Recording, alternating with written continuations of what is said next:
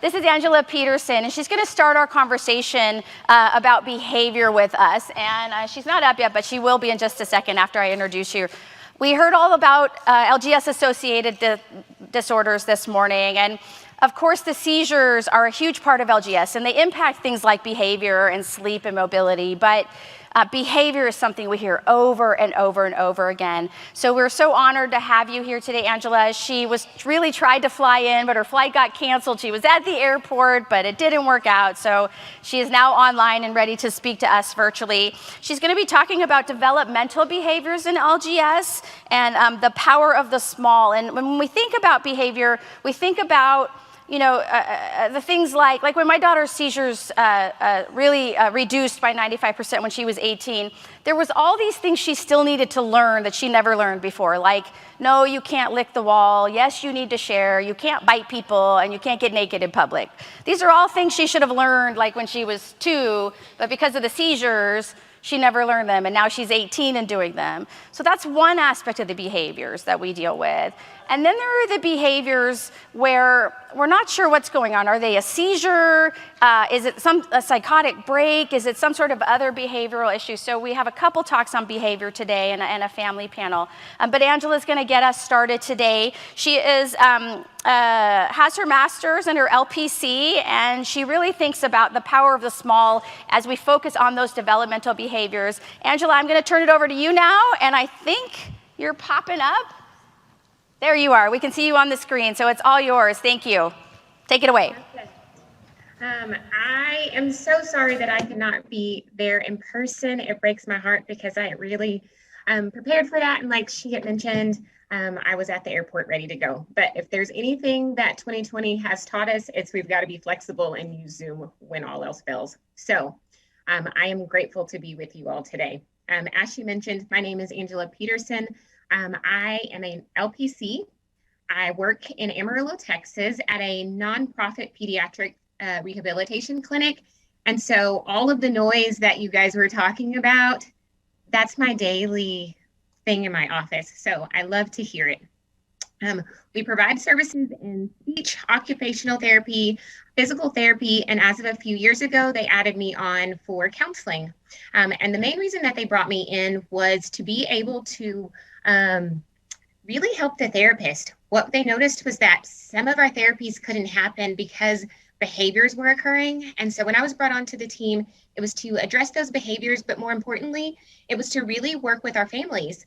We know that different syndromes and diagnoses can impact the family as a unit. And so that allowed me to come in and really focus on, maybe the siblings or extended family members. The population that I work with is pretty broad. So yes, I see lots of rare genetic disorders or syndromes and things like that. But I also just see a large number in age in general. And so some of my youngest clients are 3, but I've got clients that are all the way up to 73 because, again, I'm working with families. And so sometimes that looks different, and that means I have to really be flexible and on my toes at all times. I like to work with behaviors, but I also really enjoy working with anxiety and depression. And what I've noticed here at Turn Center is those things kind of ebb and weave as we go. And so some days, some months I have lots of behavioral kids, but some months I am full of kids that are struggling with depression or anxiety. And so it's always changing in my office. Besides being a therapist, I am also a mother of 2. I have a 2-year-old and a 3-year-old. And so while some of this comes from clinical practice, some of this comes from just being a mom. And so when I tell you these things, please know that I am saying them knowing they don't always work because I've seen it. Sometimes they don't, but I'm very hopeful that making those small changes will really create a big impact. And so what I hope to walk through with all of you today is behaviors and their function, being able to identify where is the behavior coming from, what is this behavior trying to tell me, and then approaching it from a small perspective. I think that we don't always recognize the power of small, and so I hope that after this you are really able to see that. Also want to go through a couple of behavioral models that I think will be helpful, and then I want to discuss how to target those behaviors specifically. So every behavior serves a function. There's no behavior that's not done that doesn't serve a function. And so when you are thinking about behaviors, I really want you to focus on, what is this behavior trying to tell me? That should be the question that pops into your head every single time. What is it trying to communicate? Because behaviors are simply trying to communicate something with us. The other thing is behaviors are contextually appropriate or inappropriate. So she had mentioned her daughter screaming. Well, there are places where that's very much appropriate. On here, I talk about running. If I am in Walmart, that may create alarm, and that may not be appropriate. But if I'm having recess, that's very much appropriate. Behaviors that continues are being reinforced. The behaviors that are not being repeated are things that are not being reinforced, are being ignored, or it's being punished or given consequences appropriately. And so we really want to look at this ABC model. What is happening right before? What is the behavior? And then what is happening right after? If you see me looking two places, it's because I also have two screens. And so bear with me. So the biggest thing with looking at behaviors is I have to identify the details. I'm looking at the parameters of those. And so I'm looking at frequency, duration, and intensity. How often is it happening? So is that a couple times a day, or is that a couple times a week? I'm looking at duration. How long is that lasting? And then the intensity. And those things are really important, because when I'm trying to change things from a small perspective, if I'm looking at frequency, well, if it's only happening once a month, that may not be a behavior that's a priority. Or if the duration is 5 minutes, and don't get me wrong, that 5 minutes can feel like it's a really long time, because I've been in the grocery store with a kid having a meltdown, but that may not be one that I attack first, because I really want to look at those behaviors that are lasting a much longer time. And then intensity. Is this a small fit, or is this something really big? I'm also looking at the antecedent. So what's happening right before, where does it occur and where does it not? With whom does the behavior occur and when does it not? And I think those things are really important, because I hear lots of parents say, well, these things happen at school, but they're not happening at home, or vice versa. And either of those things tell us something. We really want to look at what activities precede the event, and then we're looking at consequences.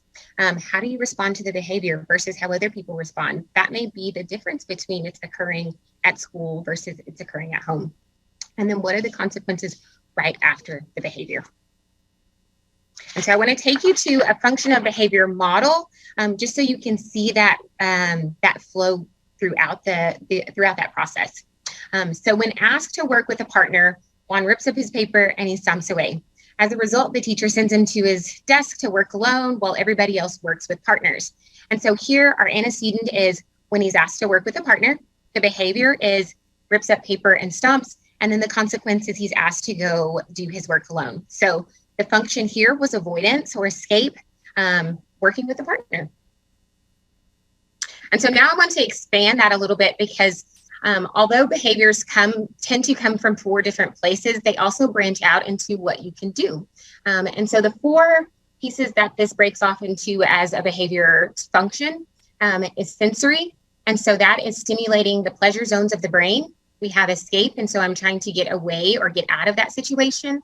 I have attention, so I'm trying to gain the person's attention that maybe I'm close to. And then tangible, I'm trying to get a preferred item or a task. A lot of the times that's a phone or a tablet or something like that. We will come back to that model in just a little bit, because I want to talk more about those things on the outside, but we will get back to that. So why start small? Well, think about New Year's resolutions. They're often made with the big change mindset.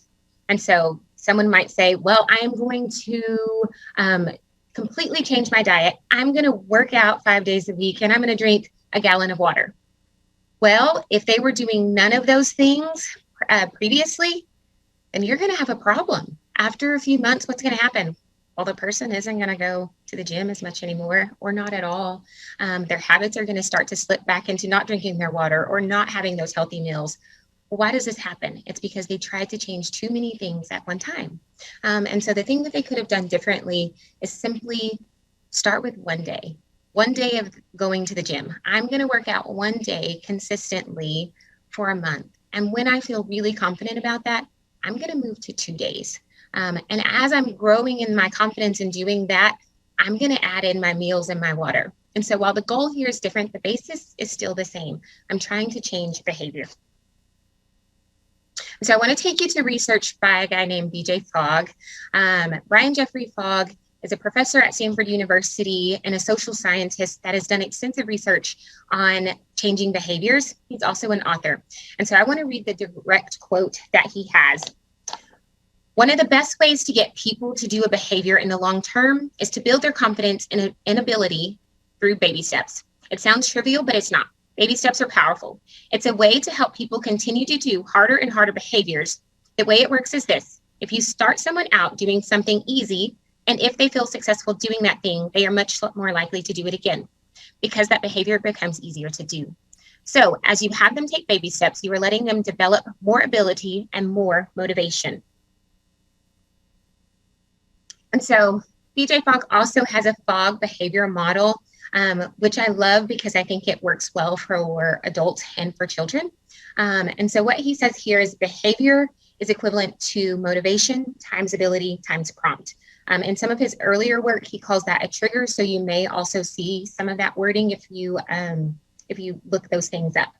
And so what he's saying here is when all of those things converge together, I am much more likely to see a behavior change.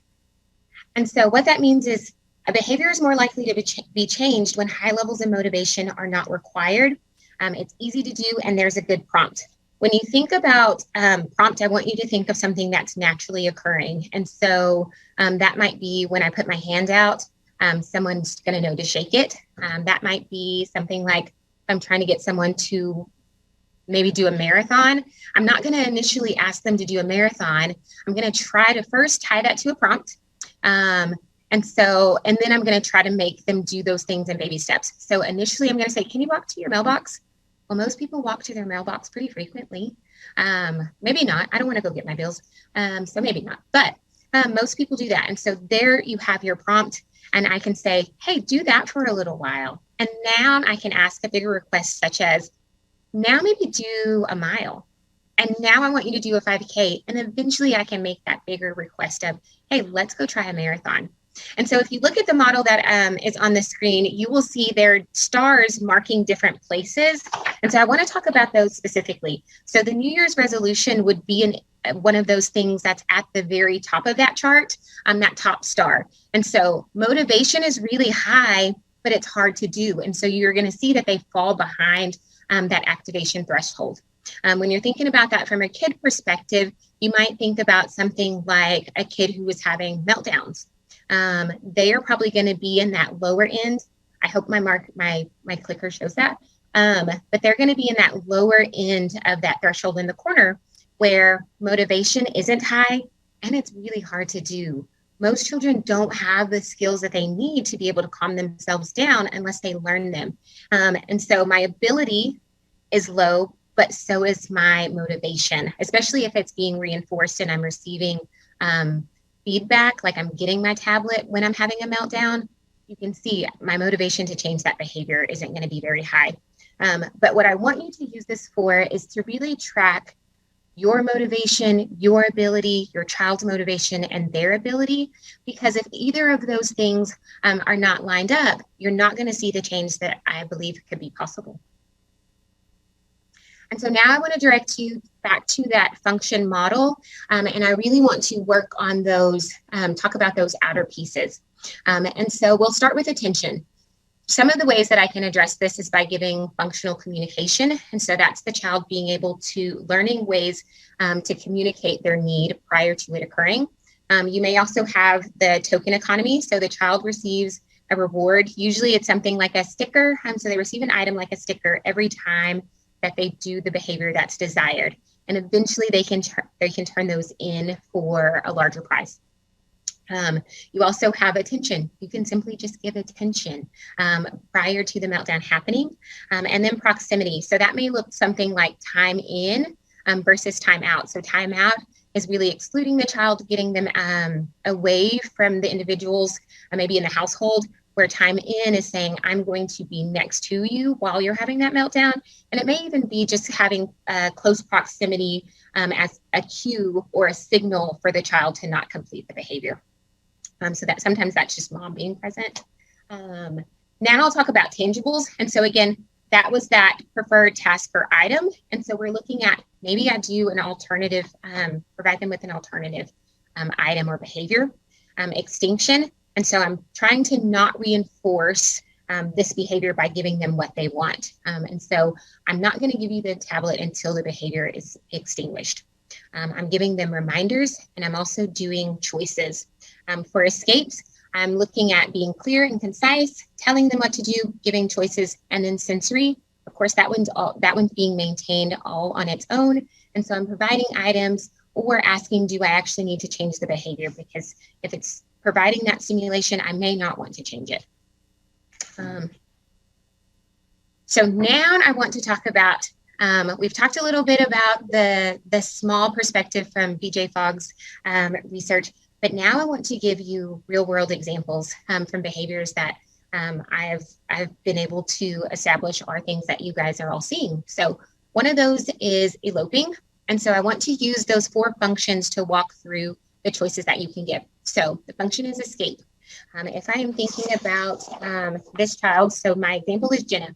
When the classroom becomes too loud, Jenna refuses to return and as a result completes her work outside the room. The function here is to escape. She doesn't want to hear the loud noises. So the potential small change here is, well, first I have to address safety. That is just always the first concern. I want to make sure that I address that because if I'm not sure where the child is going, I could potentially have a child missing. I've also had parents where their child is running outside. And so then that becomes a safety risk because they're running into the street.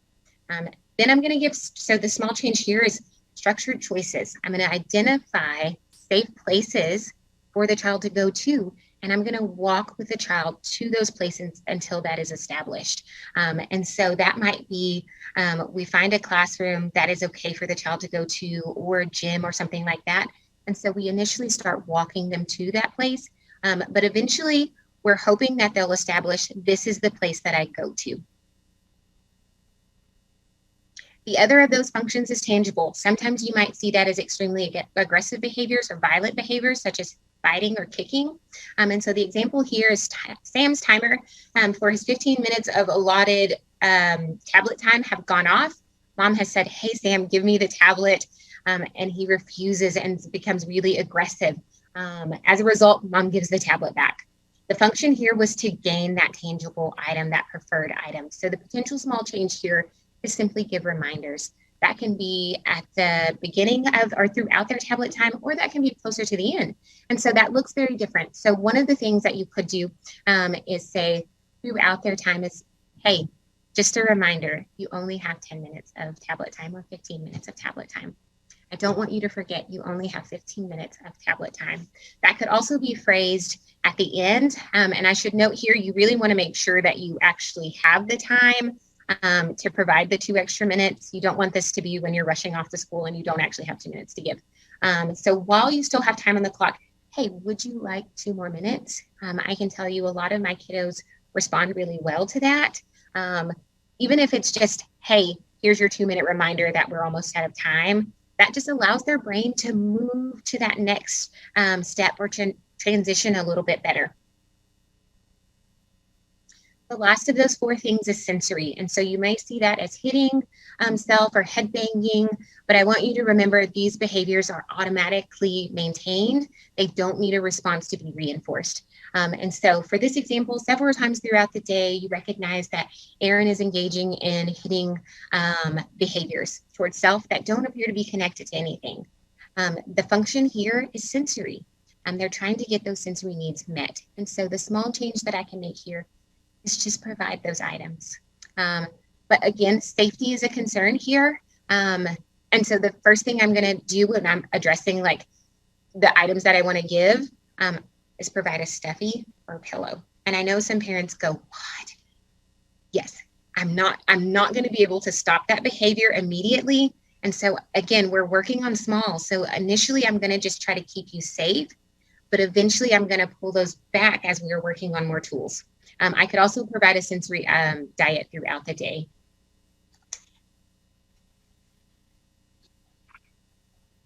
The last of these is attention. And so you have emotional outburst or mood swings or screaming.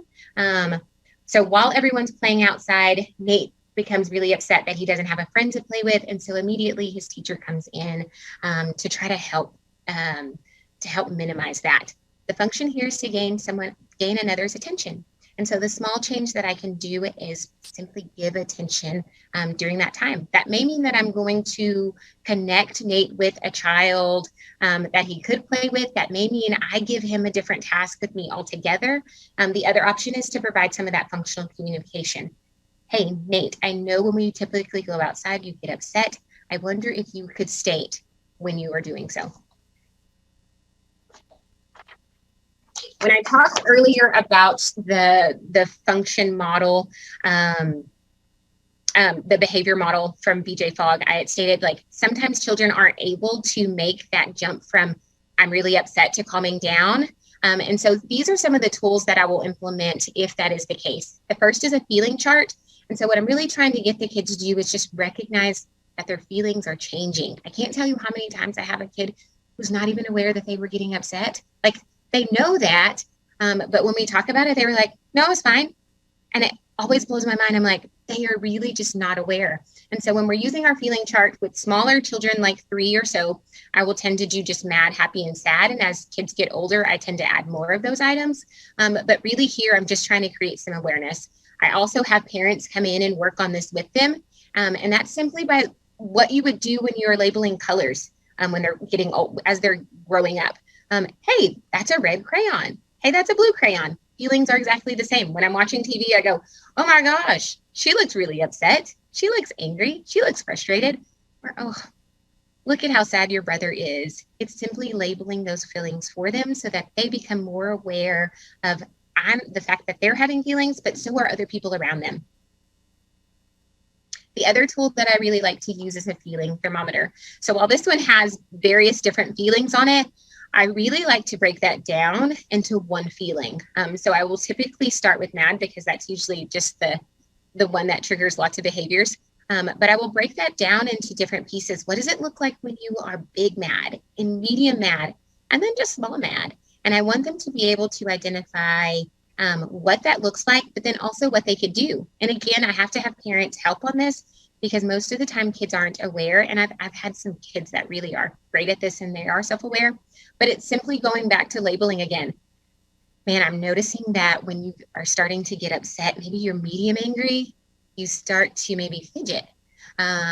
Or I noticed that you start to like grumble or say things under your breath. And so they're noting those things for them. The last kind of group of things that I'm moving in towards is coping strategies. And so I like to use yoga just because it allows us to recognize the control that we have over our bodies. And so depending on the child's age, that's how many seconds I'll have them hold the pose. So if they're 5, I want you to hold it for 5 seconds. Deep breathing. I always teach kids that like when you are able to learn deep breathing, you are able to slow your body down and allow your brain to think about better choices. And so I usually do use bubbles for that, just because that is one of those tangible things. They can easily see it. Most of my parents tell me their kiddo will do deep breaths like this.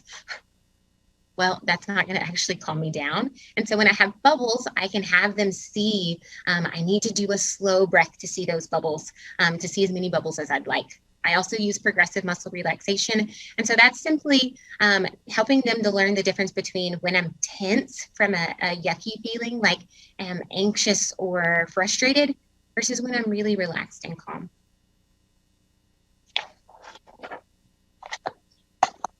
We come to a close, I want to talk about the research and mental health. I don't think my parents are often aware of just how helpful that counseling can be for their kiddos. I think there's still very much a stigma attached to it, but if you were in the group that maybe heard some of this information and you go, Angela, I've done all of those things, maybe it is time to get maybe a mental health professional on your team. They may be able to look at it differently. And just provide you some of the tools that maybe you weren't aware of or had not thought of, because that's what I typically see. My parents are like, I've done this. but I don't know what else to do. And so that's where I come in. Research has suggested that especially children with epilepsy and related neurological conditions, counseling has been helpful. It's really helped to address things like depression and anxiety, a lot of that ODD, so where you're seeing some of that, those big aggressive behaviors, ADHD, separation anxiety, and social communication problems. The last thing that I added in here was kind of a last minute addition, maybe more for self than anything else, but self-care. I know we've heard that just kind of pushed into us over the last 2 years, but I can't tell you how important it is when you're thinking about changing behaviors. Because if I am not my best self, if I am not taking care of me, I can't be consistent. I can't help them make those small changes because maybe I'm not able to identify them. Maybe that's impacting my ability or it makes it too hard. And so self-care should be there are 2 qualifiers for that. It should be restorative and it should be something you look forward to. I don't want this to be confused with basic needs because if you were like me, meals are on the go and things like that. And so sometimes I'll go, I'm going to start taking better care of myself by eating. No, that is a basic need. Sleep, a basic need. I again am guilty of saying like, well, I look forward to, and it's pretty restorative, but it's just a basic need. And so I really have to focus on finding items that really restore me and build me up. So if working out is one of those things, that's great. Do I look forward to it? Yes. Is it restorative? Yes. That is something I can qualify as self-care. And so that is just what I wanted to end you all with. I have some resources that I think should be available to you all. And so please go through and look at those items. Please feel free to use them. Most of them are free items. I think the yoga cards are the only ones that aren't. But again, there are some YouTube. Sorry, I was trying to make sure I could time myself a little bit to not run over. But please feel free to use any of those items. Now I will open it up to questions. And so if anybody has any for me, I'd be happy to answer those. Great, thank you very much. That was great. Awesome. If you have any questions, please raise your hands. We'll get you a microphone. There's one up here I can see. Ooh, they turned down the lights. Thank you so much for that. It feels like an interrogation over here. We got one up here. And then we also have a virtual audience as well, Angela, so I'll be reading any virtual questions that come in. Okay, go for it. Hi, thank you. My little boy is 7, and he functions about 2 or 3-year-old level. He's been in ABA therapy by the grace of God for 3 years. And we can feel like we're making progress, and then he might have, a day of clusters, or he might have needed rescue meds the day before, and all of that work seems to kind of go out the door. Are there any resources that I can help communicate with his ABA therapist and his teams, like, hey, if there's a day of bad seizures, if you will, it doesn't mean all the progress is gone. It's been, sometime it'll be a week of kind of going backwards with aggression or eloping and. Yeah. So, and please don't take this as me saying to not have these individuals on your team, but my hope is that they could recognize that. And so if they're not, we may need to look at other options or more support for your team, because in my clinic, that is simply an expectation. We know that there's going to be regression from some of that. And so often parents will be more frustrated about those things than I am. They'll typically go like, oh, we were doing so good. No, you are still doing good. We have not lost all of that progress. Yes, maybe we've had a couple of weeks that were hard, but I hope that you guys don't take that to your heart, because I sure don't. And so I would maybe communicate that with them, but I would also maybe even consider maybe adding some more individuals to your team. Other questions? Anybody? I have a question. So I feel like if I have to listen to We Don't Talk About Bruno one more time, or watch a Disney film one more time, I am gonna lose my ever-loving mind. Is there like some yoga or some therapy for like the caregivers who have to, or are these like these repetitive behaviors that these kids have, or these needs for the redundancy? Like, what's your advice for those of us that really don't want to talk about Bruno? You may not like this, And I'm sorry because this is the mom in me. Girlfriend, you better learn to talk about Bruno. Oh, those will all become my favorite shows. And so now, like, we just do it. We just do it. No, truly, I engage in self-care often. And so it may be some of that. I'm being triggered by those things because I'm not engaging in taking care of myself enough. And that's what I notice is when I'm triggered by, I don't want to listen to that again. I'm like, oh, I probably need to be engaging in my own stuff a little bit more often. So on Saturdays, I go by myself. I do power yoga. I go get treats for myself and things like that. And so that's what I would say do. Check in on you. And it's hard to do, mamas. I know it is. I know it is. We tend to just let those things go. But that's where you see some of those triggering things come from. I love that. That's a great answer. No, I think that it's taken me a long time to learn that self-care is not selfish, right? And if your cup isn't full, how are you going to help and fill anybody else's? So I love that answer. Any other question? Oh, we got another question right here. Great. Hi. My son's 19 and he's nonverbal and has always been great attitude, everything. And recently he's been doing things where he's been like hitting us, but smiling while he does it. So not like mad, but just like, oh, look, I'm going to hit you and other people. And then just every once in a while. And he also has been like pushing down on the dogs and walking around the house after them, kind of pushing them and smiling like it's a game. Yeah. So we're glad that he's a little more developmentally able to do this kind of things and understanding more. But at the same time, obviously, the dogs haven't snapped him yet, and I don't want that to happen. So should we see OT and all that? Is there like a behaviorist? Like, should we even go that far, or kind of what should we do at that point?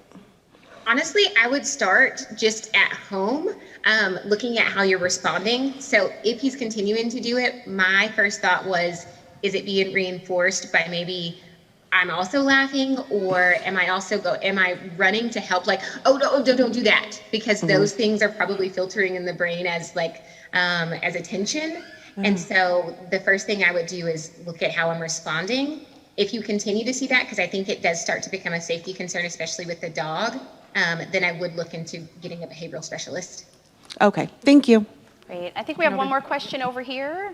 I have a 3.5-year-old, newly diagnosed, but all he wants to do is be on the phone anytime he sees it on us, or he wants to just watch TV.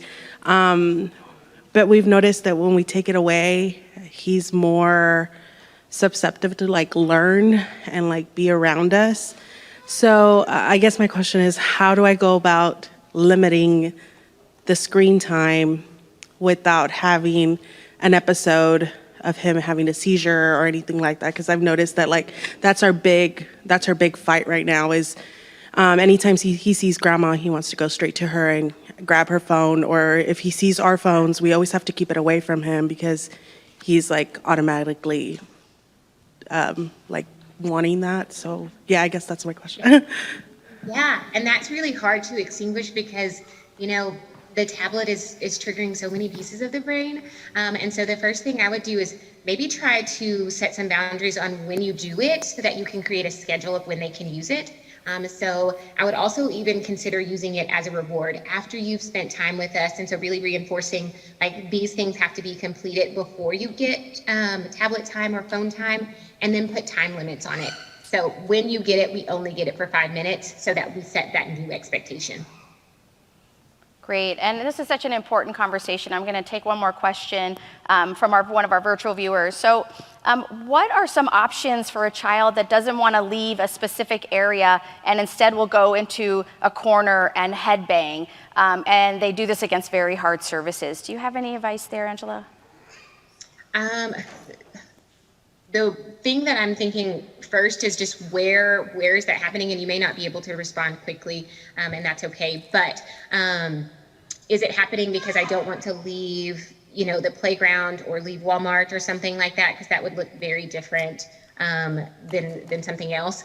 And so the first thing I would do is, if you believe it's coming from a sensory need, so the headbanging starts because of a sensory need, I would provide them with an item. See if I can provide that for a few minutes and then see if they're able to leave. The other thing sometimes I find is sometimes I have to just ride that out for a little bit with the child. And so I will actually just sit with them until they're calm, give short, small commands. We are leaving. It's time to go. It's time to go. And so once they're calm, and I've used those short phrases, we should be able to transition out of that place a lot easier. Well, this has been really wonderful. Last talk, yes, they agree. On the last talk, I found a new sleep doctor. On this talk, I got a new behavioral person. We were definitely going to have you back, Angela. We want to hear more. If you still have questions, I know you're not here in person, but if you want to email info@lgs.org, so info@lgs.org, we will get your questions answered. And Angela, I'm offering you up to answer these questions. I hope that's okay. So if you want to email us or come talk to me after, I'll get you hooked up so Angela can answer the questions. But let's give her another round of applause. Thank you. Thank you so much. Thank you all. I appreciate it.